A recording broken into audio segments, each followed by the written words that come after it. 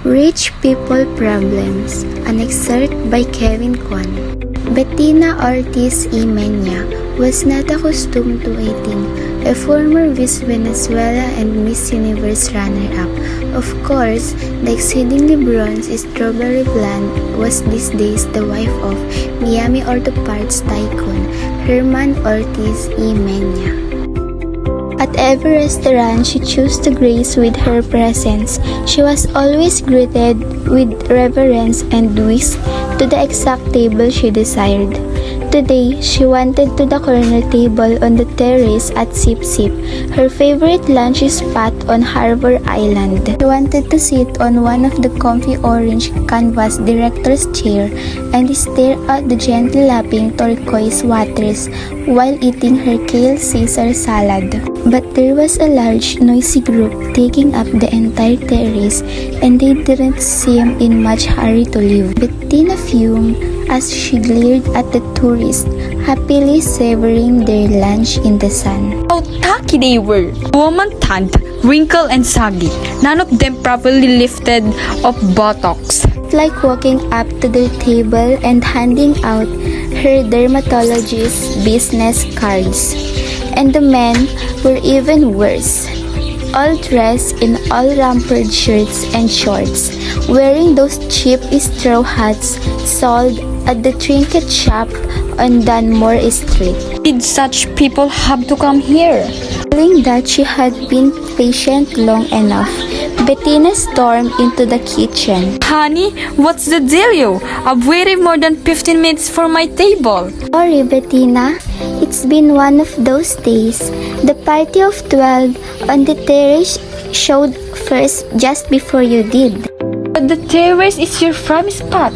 Why on earth did you let those tourists take up all the space? Well, the tourist in the red fishing cap is the Duke of Glencora. His party just boated over from Windermere. That he's Royal Hillsman. You see, word of the coast. Isn't it the most handsome sailboat you've ever seen? I'm not impressed by big boats. Bettina huffed, although secretly she was rather impressed by people with big title. From the kitchen windows, she surveyed the party assembled on the terrace with new eyes. Those aristocratic types were such a straight breed. Sure, they had their Savile Row suits and their heirloom tiaras, but when they traveled, they looked so painfully frumpy. It was only then Bettina noticed three tan, well-built men in fitted white t-shirts and black Kevlar pants sitting at the adjustment table. The guys weren't eating but sat watchfully, sipping glasses of seltzer water. I assume that the Duke's security detail, they couldn't be more obvious. Don't they know that we're all billionaires here on Brilland and this isn't how we roll? Actually, those bodyguards belong to the Duke's special guest. They did a whole sweep of the restaurant before the party arrived. They even searched my walk-in freezer.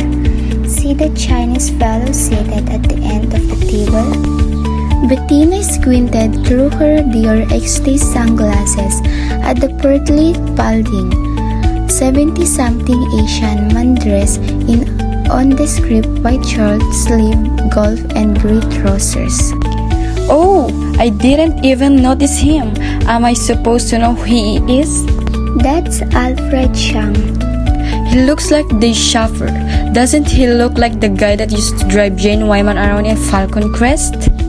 From what I hear, the chauffeur is the most powerful man in Asia. What's his name again?